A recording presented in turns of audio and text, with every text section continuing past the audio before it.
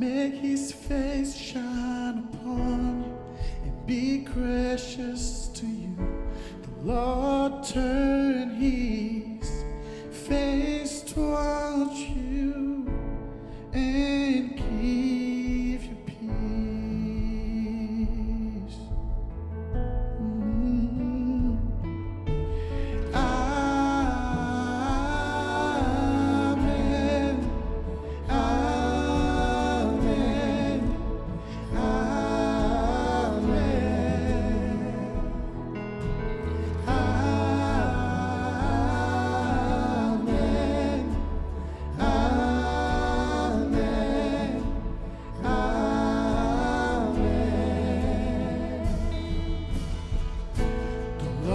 Bless you and keep you, make his face shine upon you and be gracious to you. Lord, turn his face towards you and give you peace.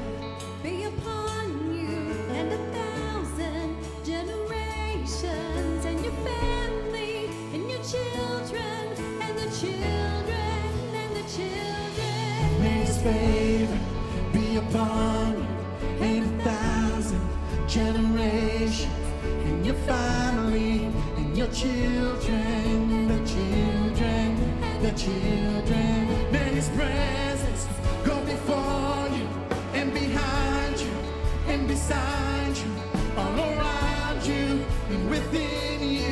He's with you, he's with you, in the morning, in the evening, and you're coming, and you're going, and you're weeping, and rejoicing. He's for you, he's for you, he's for you, he's for you, he's for you, he's for you, he is for you, he is for you.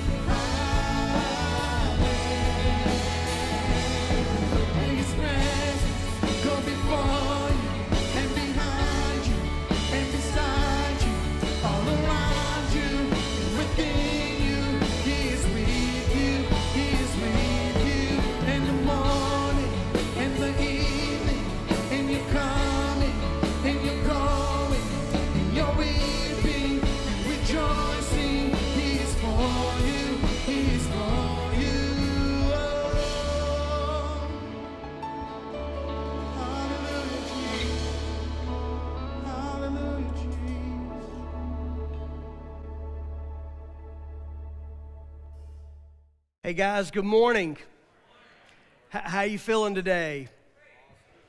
Good, good. I'm glad you feel good. You look like you feel good, and it's always good to be together in God's house. Am I right? Yeah. So glad that you guys are here. Just a heads up, we're recording today's service. We're doing it live. What? Yeah, I need you guys to behave. Especially these first 3 rows. I need you guys to be on your best behavior. It's been a difficult week, and I don't want to start off today's message with, me lying on the proverbial couch and explaining all the tough things that I've dealt with this week. But I mention it only for this reason. It's been a while since I have felt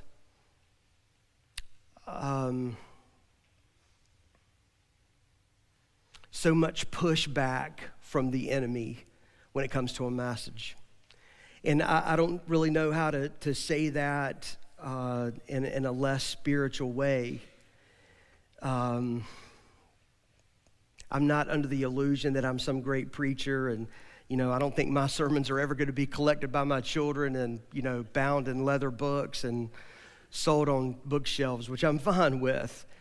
But I do feel like I know when I've got a message from the Lord, and I know when I'm getting pushed back. And so this week there's just been so much pushback, and that excites me because it lets me know that God wants to say something. He wants to do something in our lives. And in some ways, I sort of crave the pushback. You know, the old saying is, and I don't remember who said it first, but the old saying is that if you never run into the devil, if you never meet up with him head on, it could be that you're running in the same direction. And so you want to be careful about that. Well, I feel like he and I have bumped heads this week. So here's what I'm talking about today. If you have a Bible with you, open it up or turn it on and go to 1 Chronicles, which is in the Old Testament of the Bible. I'll go ahead and tell you it's not an easy book to find, but it's one of the history books. Or 1 and 2 Chronicles are both history books. They were at one time probably one volume, but now we have them bound up in our Bible where there are two separate books. But go to 1 Chronicles chapter 28. We're going to look at about the first 10 verses or so. And today and next week, we're going to talk about God's model for manhood. And so maybe that explains why there's been a little bit of pushback this week, because we're going to talk about manhood. Today I'm going to focus mostly on the text. I'm going to give you 2 or 3 principles, but next week we're going to focus more on the principles. So I'll tell you, this is a part 1 and part 2 message. You need to be here next week as well as today. Now, I'm sure that some of you are thinking, wait a minute, we thought Father's Day was last week. Well, it was last Sunday, but one of the things I said last Sunday is that as a pastor, I've learned through the years that people tend to take mothers to church on Sunday, but they tend to take fathers to Carowinds on Father's Day. So we take mama to church on Mother's Day. We do other things with our dads on Father's Day.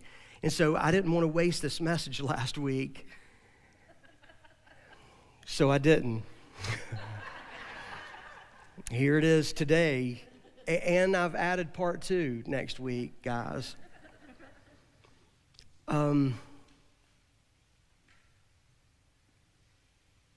say this so often, and I'm sure you do too. You feel like you say it too much, but we live in some strange times, don't we?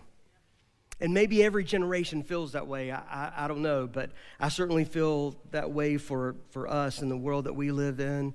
These are strange times. They're very difficult times.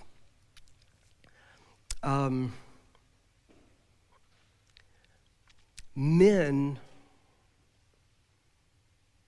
sometimes deservedly, sometimes undeservedly, take a lot of heat for the problems that we have in the world.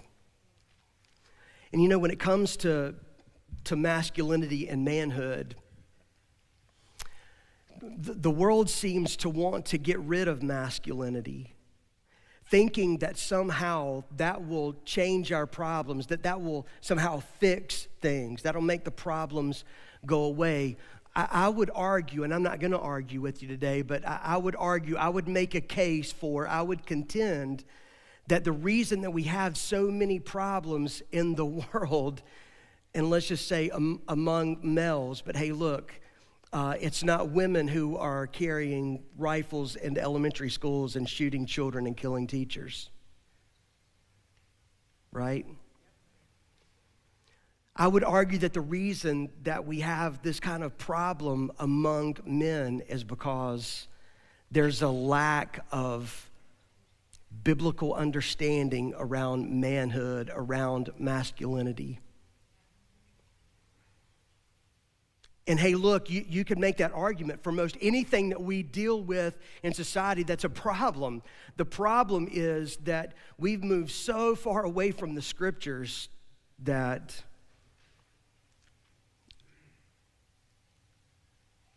we have all kinds of problems. We have problems in our economy because we don't deal with the scriptures the way that we should. We have problems in marriage because we don't have a biblical filter for what marriage ought to be.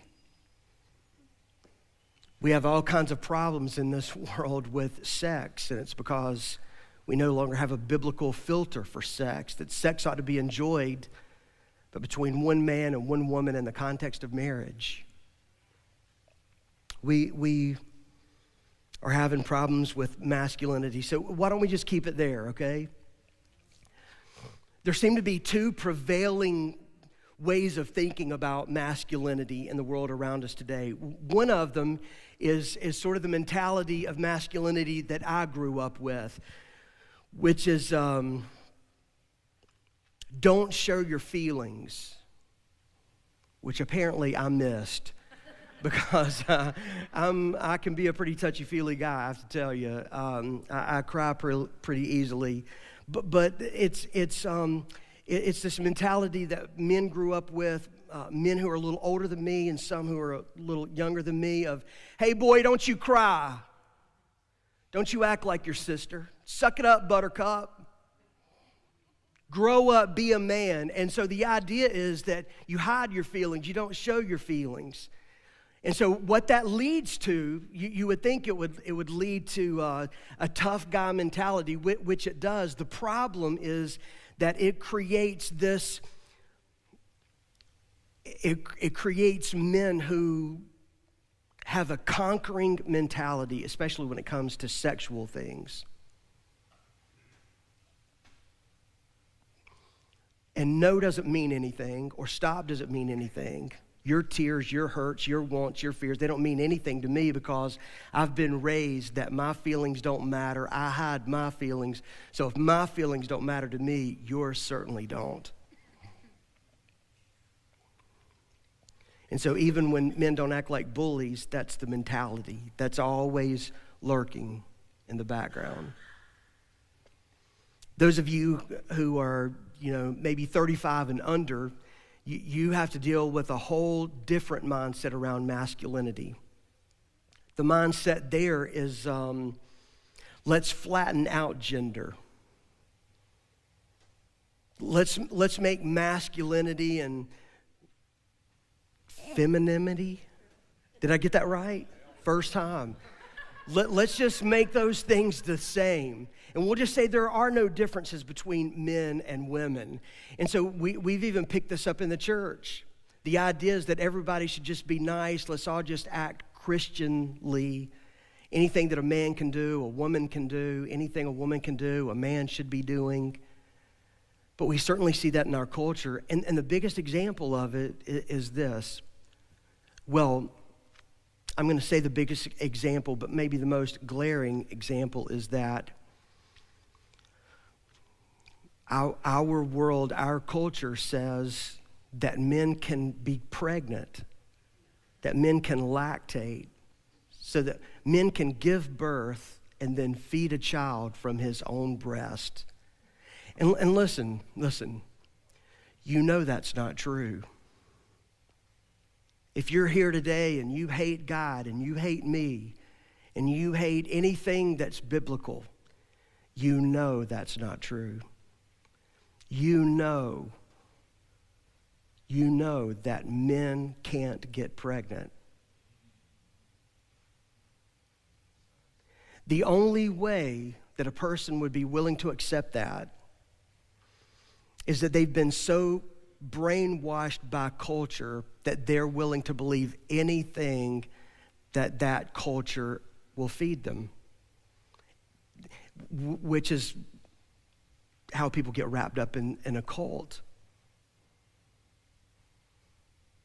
things start small and then they move to a point that reason doesn't even figure in anymore because you're already buying everything that culture is selling or that cult.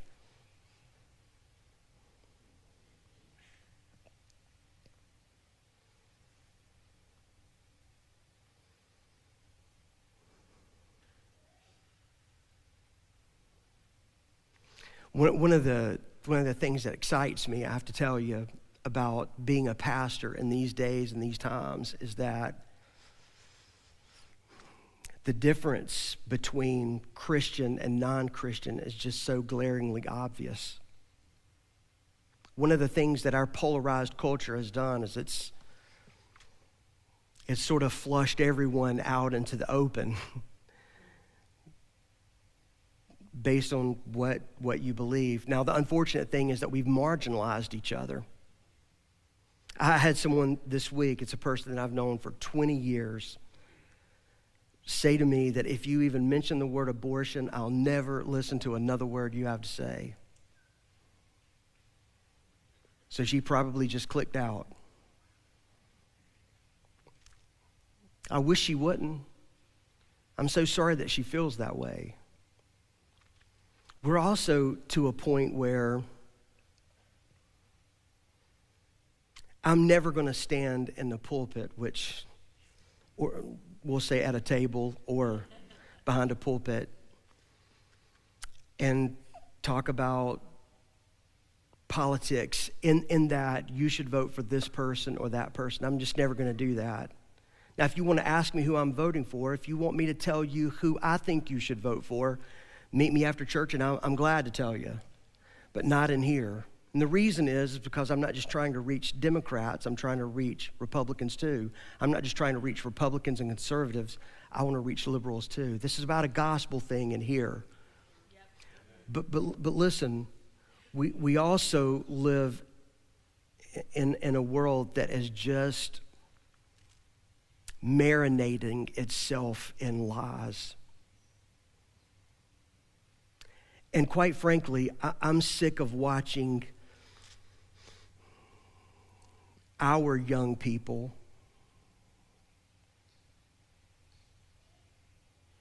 being won over by the world. And I think that there are some things that you just have to speak to. And manhood is one of them.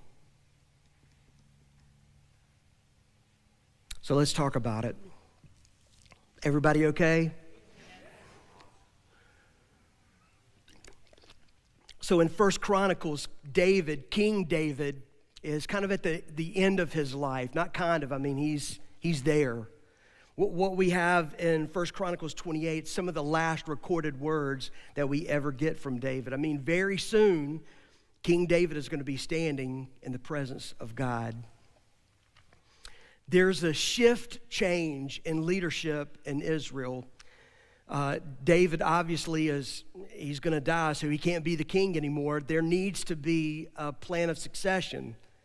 That plan of succession is David handing the kingship to his son Solomon. Now, it might sound a little bit European, like that's the way that kingdoms were passed along in Europe and in most places in the world for a long, long time, and some places even still today. But this is a little bit different. You'll see that as we go through the text. This is not just King Daddy handing over his kingdom to his prince son Solomon. There's more to it. And in fact, it's God's plan, but you'll see that just a little later. Really, what you can think of in this whole chapter is that it's the inauguration of Solomon. And David is going to give a very serious charge to his son Solomon. And what he's going to say to him in a very public way, you'll see it when we get into the text, he has already said to him before, and I would say with even greater detail, but when it was just more of a private conversation between King David, the father, and Solomon, his son, who's going to become king. But now the charge is going to be made public, and it should be. It should be. David has learned in recent past what it looks like and what it can do to a kingdom, what it can do to a group of people when the leaders make backroom deals and do things sort of on the side and on the sly. And so David is making sure that all of this happens out in the open. It happens out where everyone can see. This passing of the baton, this handing over of leadership, it's not just about who, but it's about why. And Solomon needs to know why, but all the people of Israel need to know why. So it's the who, it's the why, and the what are the expectations. One of the things I think is so powerful about this text, all of it, not just the 10 or so verses we're going to hit today, but all of it together, is that it is a father talking to his son. And again, it's not in private. This is out in public. And it's also an opportunity for David to speak these same things to all the men who are there in his hearing. It's a setting of a pattern. And it's things that David would want all the men in his kingdom to know. And it's things about leadership, not just about being king, because none of the rest of these guys are going to be kings, but these are principles to live by. They're principles of manliness, manhood for sure, but they have to do with godliness more than anything. Hey, look, over the next couple of weeks, we're not going to talk about biological men. We're not going to talk about the difference between males and females. We're going to talk about godliness, what it looks like to be a godly man. And women, I feel a little bit bad for you in one sense, because here you are, you're thinking Father's Day was last week, and I'm talking to the men again. But in another way, I'm so glad that you're here to hear this, because let me tell you something. You need a biblical filter. Whether you adhere to it or not, you need to know the difference between a man of God and a man who is not a man of God. There needs to be a biblical filter in your life so that you'll be able to say to some guy, you don't get to talk to me that way. You don't get to treat me this way. This is not how a man is supposed to treat a woman.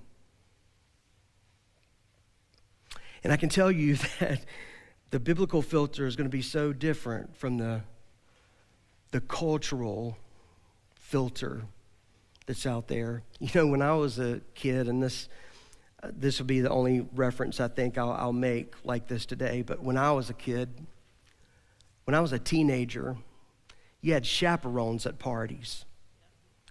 The chaperones were never there to keep the guys from doing anything to the guys that they shouldn't be doing. It was to keep the guys off the girls. But now, most parties don't really have chaperones like that. That seems so old. And at school, they just hand out condoms, which is basically saying, go get her, boys. The filter that girls have today for how they should be treated or how they're talked to, they get from movies, from rap songs. In my day and my time, you would not be able to get away with calling a woman a hoe to her face. I don't care what color she was. You didn't get away with that, and if the girl didn't say something about it, there'd be 3 or 4 guys right there that are willing to put a fist in your mouth.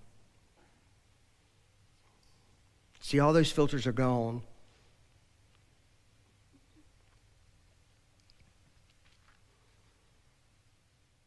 David summoned all the officials of Israel to Jerusalem.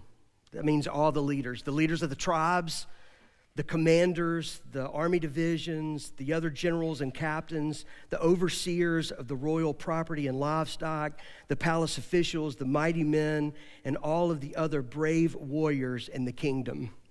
And the chronicler, who is a historian, he's pretty specific here. He lists all of these groups, all of these subgroups. It's a way of saying everyone who is in a leadership position, whether you were a part of the king's cabinet, or you worked with the livestock, or you worked in maintenance, or you were one of the tribal fathers of a clan, they were there. They are all here to listen to what the king has to say. David rose to his feet and said, now hang on there. One of the principles you should walk away with today is this. A godly man is humble before God and others. A godly man is humble before God and others. And I know that some of you as men, you're thinking, man, right off the bat, you have to start with humility. I mean, can't we start with something tough? Because sort of this mindset of a Christian is that, well, if you're a Christian, you're just a little bit, you're not so tough. Well, I would beg to differ with you. You know, unfortunately, a lot of people, what they think about Christianity, what they think about Jesus is what they get from paintings from Europe during the Renaissance, or where Jesus is just not very tough. He's not very masculine. He's almost effeminate. But one of the things I like to tell people about Jesus is that Jesus was a construction worker. Jesus was a finished carpenter. There's not one place anywhere in Scripture or in the history books that are written around the time of Jesus that says that people rejected Jesus because he wasn't tough enough.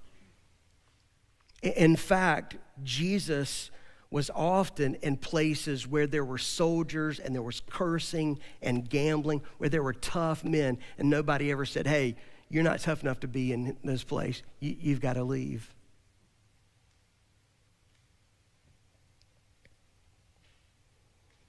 What about King David? I think about King David whenever I think about that misogynistic mindset of men where it says, hey, don't cry, don't be a wuss, don't be a sissy, don't be like your sister, suck it up, buttercup. I'm like, well, what about a guy like King David? I mean, King David was a warrior. He's a warrior king, but man, he was a tough guy. I mean, King David was known, it'll come up here in the text, but King David was known for the men he had killed. The pretty girls in Israel wrote songs about him. They said Saul, who was the king at the time, has killed his hundreds, but David, Dreamboat David, he's killed his thousands. He's a tough guy. You're going to see in a little bit, in the text a little bit later, that he's disqualified from building the temple of God because of all the people that he's killed in his past. He's a tough guy, but in his downtime, he played the harp and he wrote poetry. He's not a guy who hid his tears. And so I know that some of you are pretty tough, but you're not David tough. I mean, I know you go to 9 rounds or you do the CrossFit thing, but David once killed a bear and a lion. If there's going to be if this is going to come down to a street fight, if they're going into the octagon, my money is on King David.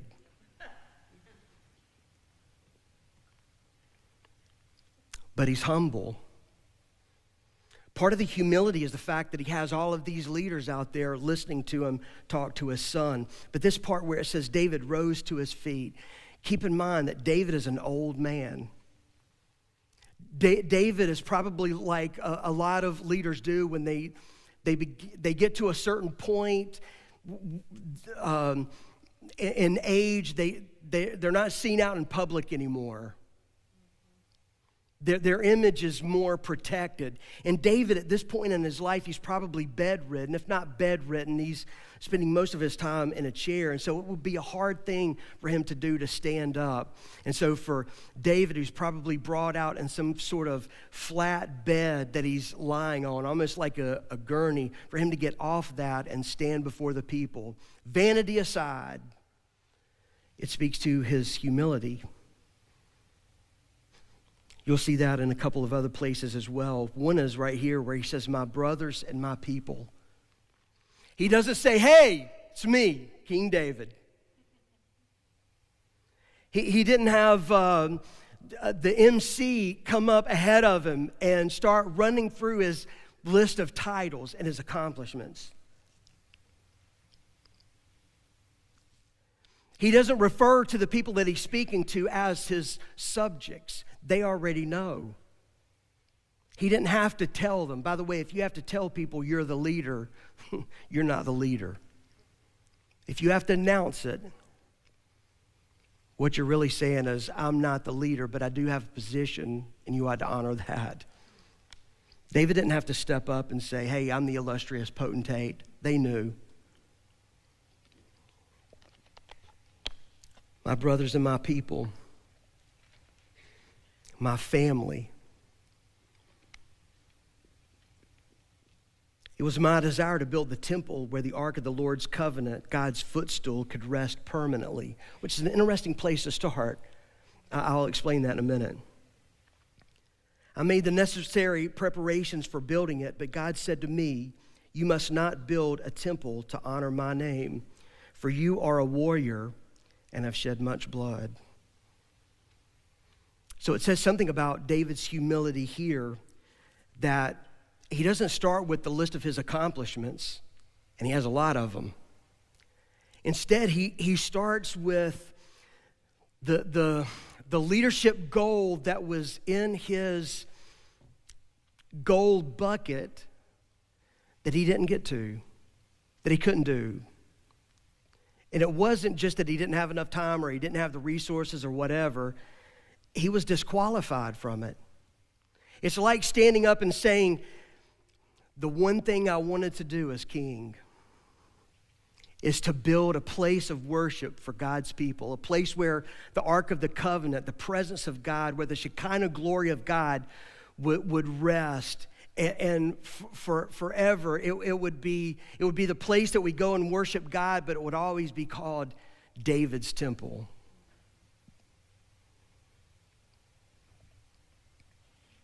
And it took humility for him to say why he wasn't building it. To say, I was disqualified. And he's not disqualified just because he's been a warrior and he's shed blood. Hey, listen, that comes with the territory. When you're a leader like him, whether you're a king or you are a prime minister or a president, more than likely, you're going to be called on to send an army or to lead an army out into battle. There's going to be bloodshed. But David sometimes was on the wrong side of righteous killing. Sometimes David was guilty of killing innocent people.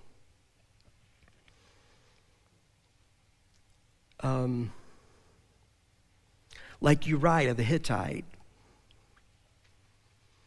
So if you go to 1 Samuel, I think it's chapter 17, Samuel begins by saying, in the time of the year when kings go out to battle, David stayed home. That's a mouthful because David was somewhere he never should have been. The spring thaw has happened, and so now if you're going to mobilize an army, springtime, the best time to do it. Your soldiers can eat along the way. There are things blooming, things growing, things birthing. That's the right time to go to battle. But David didn't go with his men like he should have. He stayed at home. And while he was staying at home, he was hanging out on his balcony one day, and he looked down and he saw Bathsheba taking a bath. It's not the first time he had watched Bathsheba take a bath, I'm sure. And I would dare say that Bathsheba probably knew that David was up there on his balcony watching her take a bath. She's not innocent in this.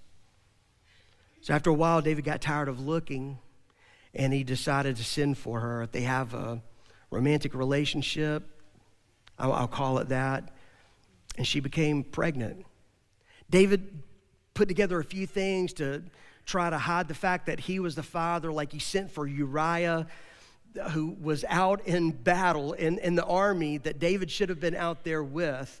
Instead, he's back home having an affair with this man's wife. He sends for him, has him come home thinking, well, this guy's been off to war. He's been missing his wife, so he'll go in and have sex with Bathsheba, and then everything will be okay. Nobody but me and Bathsheba will ever know that little boy running around belongs to me. Well, that didn't work out the way he thought it would, so we went to plan B. Plan B didn't work. Plan C was to have Uriah killed in battle. That's being on the wrong side of death. And so God said, it's not going to be you. You're not going to build the temple. And what I love, this is another part of David's humility. I love the fact that he didn't quit. He didn't pout.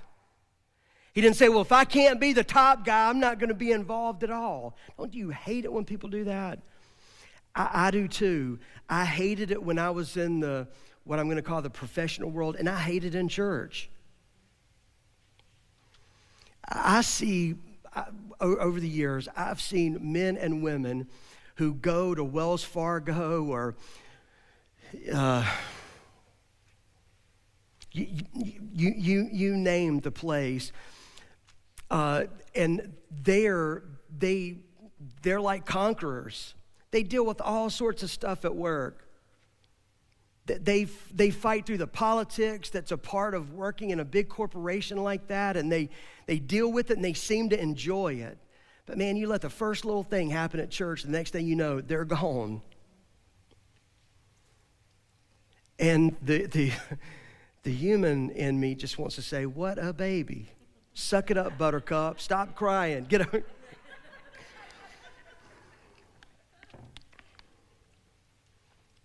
People get their feelings hurt. They get bent out of shape over the most ridiculous of things. Well, this is not a small thing. This is not a ridiculous thing. This is what the guy has been hoping to do all along, and God has disqualified him from it. And instead of just saying, well, okay, I'll just stand back and watch the next guy. He puts together all the preparations. He makes all the plans. You're going to see next week when we get deeper into the text that he rounds up the supplies. He has all the building prints. I mean, he has everything, even the labor, all lined up. He has everything that Solomon's going to need to help him to be a success. Man, that's the kind of leader that you want right there. A leader that's humble enough to say, okay, I'm not the guy with the position. I might not even be the guy that gets all the pay or all the glory, but I'm going to do everything I can to help that next guy be a success. It's humility. Humility is just submitting yourself, your life, your wants, your desires under the authority of God. And David does that. It's one of the reasons why, even though David does some very sinful things in his life, he's referred to in the scriptures as a man after God's own heart. He goes on to say, yet the Lord, the God of Israel, has chosen me from among all my father's family to be king over Israel forever. That's a big deal. It's a big deal. It's another part of that humility of David. He's saying God is sovereign, and I'm here as king because God is sovereign, not because I'm great. And what he refers to there in the first part of verse 4 is something you might not know, but it's something that everybody listening to him that day would have known. When God sent Samuel to the home of Jesse to figure out which one of Jesse's sons is going to be the next king of Israel, Jesse brought all of his boys in except for David.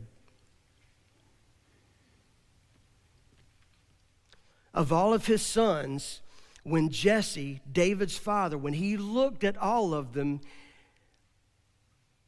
he didn't know which son was going to be worthy or have the it factor or the moxie or whatever it is to be the king. He didn't know which one of those sons it was going to be, but he was sure it wasn't David. Because when Samuel went through all of these boys, there was a signal between God and Samuel that Samuel would know that this is the man, and it was a horn of oil, and he was to turn the horn over each of the sons, and the son that the oil came out over, that would be the king. And so he goes through all of them. Nothing. The oil doesn't come out. Open-ended. Cans off the container. Doesn't come out for any of those. And Samuel finally says, is this all your sons? He said, well, no, it's not all of them, but it's all the good ones. I mean, there's one more, but you can't mean him, right? I mean, it's David, but we have him out on the back 40. He's out there watching over the sheep. He's out there doing the job of a kid. You can't want him. Samuel said, go get him. Turns out he's the one. He's the man. In mentioning that here, he's saying, look, whatever you think about me, whatever my trading card says, it has my picture on the front of it, but it's not a recent picture. That was one of me in my 30s. That's when I still had six-pack abs, and I looked really good, and the girls were still singing songs about me. And then you turn that trading card over, you see all those accomplishments. That's not why I'm king. I'm king because that was God's plan. Not my plan. That's not an easy thing to do when you're the king, when you're the man. When you're the man or you're the woman, you want to say, hey, that's my plan. Yeah, we're going to do my plan. My plan succeeded. It's all about me. David may have felt that way at some point in his life, but he certainly doesn't now. He said, for he has chosen the tribe of Judah to rule. And from among the families of Judah, he chose my father's family. And from among my father's sons, the Lord was pleased to make me king over all Israel. And from among my sons, the Lord has given me many. That might be the only bragging spot in the whole place. And the Lord's given me a lot of them. But I really think he's bragging on the Lord. The more sons you had, the more it was thought that you were blessed by God. He chose Solomon to succeed me on the throne of Israel and to rule over the Lord's kingdom. Some of the men who are sitting in that crowd of leaders that day were men who tried to help Adonijah, David's son, overthrow him in a coup. I think that's part of why David has them all there in his presence. So there's no question about who the next leader is going to be, and you're going to sign off on it.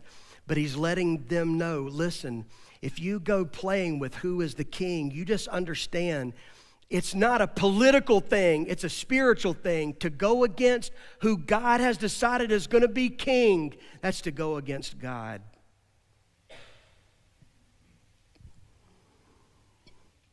He said to me, your son Solomon will build my temple and its courtyards, for I've chosen him as my son, and I will be his father. And if he continues to obey my commands and regulations as he does now, I will make his kingdom last forever. Here's the second principle I would give you. Be obedient to God's commands. That's what a godly man does. A godly man doesn't march to the beat of his own drum. That may be a very American thing to do. And in this culture, if you'll march to the beat of God's drum, it'll seem to everyone else that you're marching to the beat of your own drummer. You just need to know that the guy keeping time in your head is Almighty God.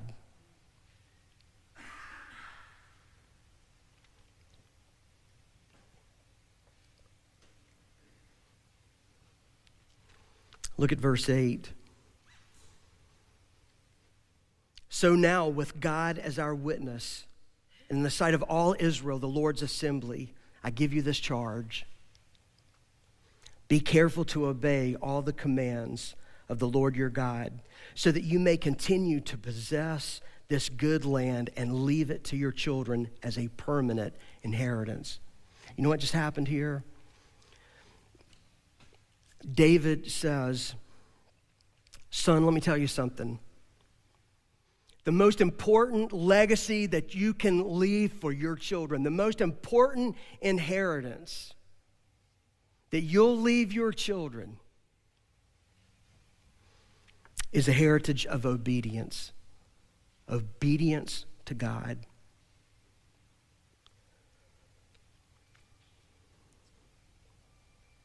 There are a lot of things, men, that you can leave your children as an inheritance.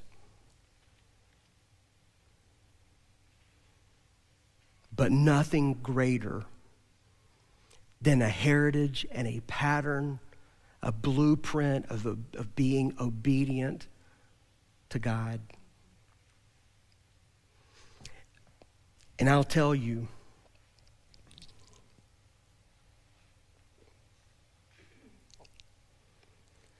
nothing's even a close second. I was reminded of this, I don't know, maybe a week ago. You know, Karen's mother passed away a couple of weeks ago. We had her service last Thursday a week ago. And then, well, I guess it was Saturday, we were all back over at Mr. Pate's, which is weird to say. We were at Mr. Pate's. We're not at Nanny and Pop's anymore. We're at Pop's house. That's what we call him, by the way. Miss Pate was Nanny, just in case you're not sure. And Pop, that's what we call Mr. Pate.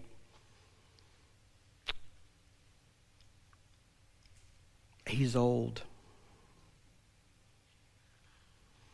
He's in poor health.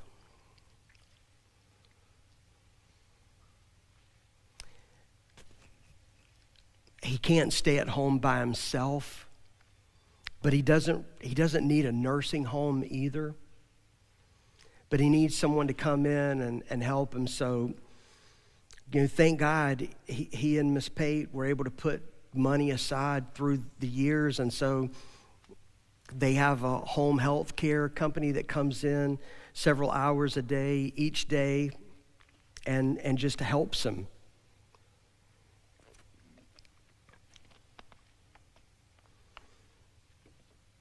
And Pop's always been a little bit cheap.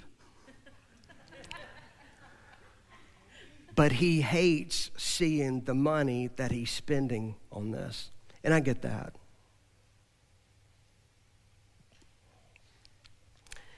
And so he and I just had a conversation about it. It was almost an impromptu thing. And I just said, Pop, we're just thankful that you have the money set aside where you're able to pay for this. And he said, Jim, I know. He called me Jim. You can't call me Jim. Okay? You can call me a lot of that, just don't call me Jim. But he always calls me Jim. He said, Jim, I just want to be able to leave something for my children. And I get that, don't you? I'd like to have something to leave to my kids one day. It won't be a lot, but I'd like to leave them a little something. And so I know how he feels about that. But what I said to him is, Pop, you and Nanny have left something for us already that we could never repay.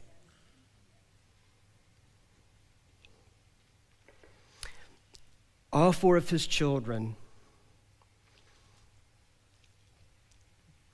Three of his in-law children,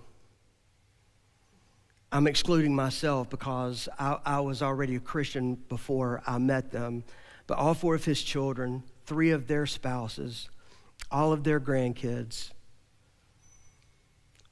will be in heaven one day because of Nanny and Pop. They just will. And others will too, but them for sure. They are not perfect. Miss Pate was close. But Pop's not perfect. They didn't always make the right decision on everything, I'm sure. But they have left a legacy of faith and obedience to God. And that's more valuable than stacks of gold and cash. You don't always know that when you're young. Sometimes these are things that you realize when you're older. When you're old enough to know that the things that matter in life the most are not things that you can buy with money.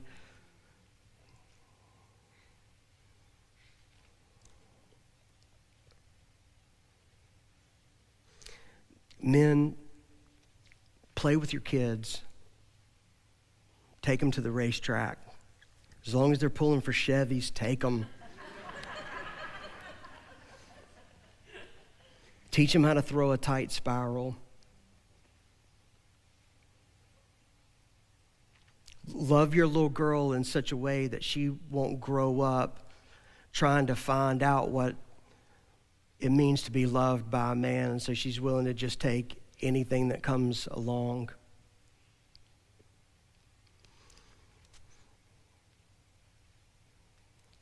But if you don't leave your kids a legacy of faith and obedience to God, you failed them.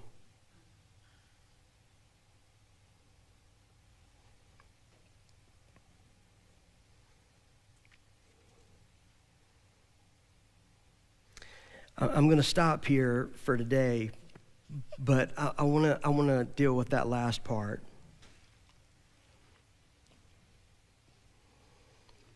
So what if you haven't left that kind of legacy? What do? You repent, and you start now. You can't do anything about what you haven't done. You can't change anything that you have done, but you can start again. The thing I love about David, and I know this is Solomon's inauguration, but there's King David. The prophet Nathan came to him one day, and this was after, this was after the whole Bathsheba thing, the affair, the baby that was born that died. By the way, Solomon is the second son born to David and Bathsheba. The son Bathsheba was originally pregnant with, that baby died. And so Solomon is sitting on that stage, and everybody out there knows, hey, I'm not going to say anything about it, but Solomon, it's not the best of stories. How his mom and David got together. So one day Nathan comes to David, and he said, David, I want to tell you a story about something that's happened in your kingdom. David said, okay, let's hear it. He said, there's a very rich man in your kingdom that had lots and lots of cattle and herds, very wealthy man. And there was another man in your kingdom that was very poor. The only thing that he and his family had, they didn't judge their wealth by the size of their stocks, but by their flocks. So for this guy to only have one lamb, he's very poor. So he has one lamb. And he said the man and his family, they loved that little lamb. They cherished it. It was their prized possession. He would eat at the table with the family. He would sleep with the kids at night. He's a pet. One day the rich man decided he was going to have a party. Some of his friends came into town, and instead of going out to get one of the sheep out of his many, he sent his servants to the poor man's house to get his lamb, butchered it, and served it to his friends. And David was livid. You can almost see him grab a sword and say, who is this man? He will repay him 100 times over. I'll kill this man myself with my own bare hands. And Nathan said, David, that man is you.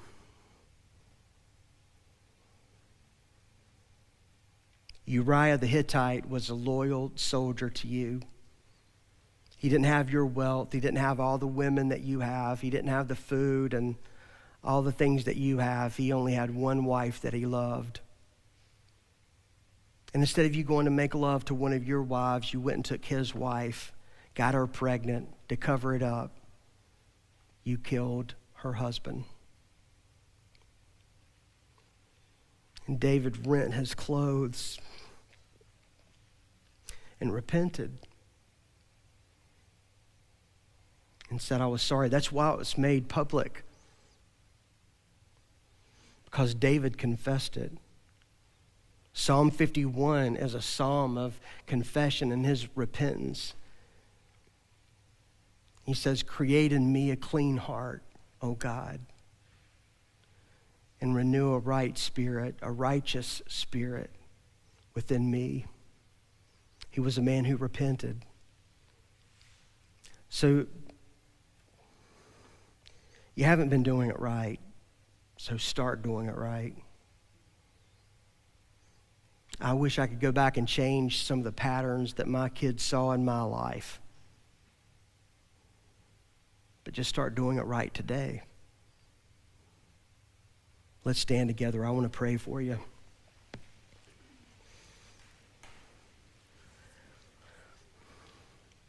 Heavenly Father, I pray over the men who are here in this worship center right now. I pray over the men that are watching but are not here.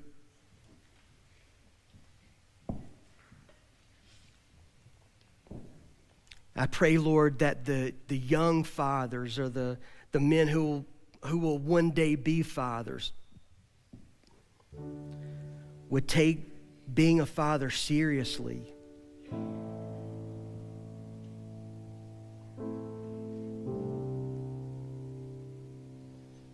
To set the right examples. It's not going to be perfect because none of us are, but teaching the right things, doing the right things. And Lord, for the men that are here today or watching who've never even heard of doing anything like this before. Maybe their kids are now teenagers, or they're in their 20s or 30s or their 50s. Now they have grandkids. They think, I missed out on so much. Lord, I pray that right now they would just say to you, God, I'm sorry for that. Give me the strength and courage right now to start setting the right example, putting down the right patterns, doing what I can now to point my family toward God. Lord, I know that men and women, we're all created by your hand. You love men and women both the same. And yet, God, we are different. We have different roles in the family. It doesn't mean that one's more important than the other. They're both important. You gave Eve to Adam not to be an understudy to him, but to be a partner with him in life. But Lord, what it means to be a man, what it means to be a woman, just the very value of human life is up for grabs today in our culture. I pray that you would turn that around. And Lord, help us to realize that you'll turn that around when it's different in the lives of your people.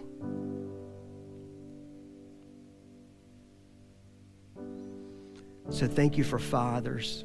Thank you for men. And thank you for our mothers. Thank you for women. Help us to be humble and obedient. Humble, willing to submit to your authority and your leadership, that you know what's best for us. Obedient in that even though we don't understand sometimes why you give us this command or that command, just help us with our whole heart and a willing mind to be obedient. Jesus, we pray in your great name. Amen.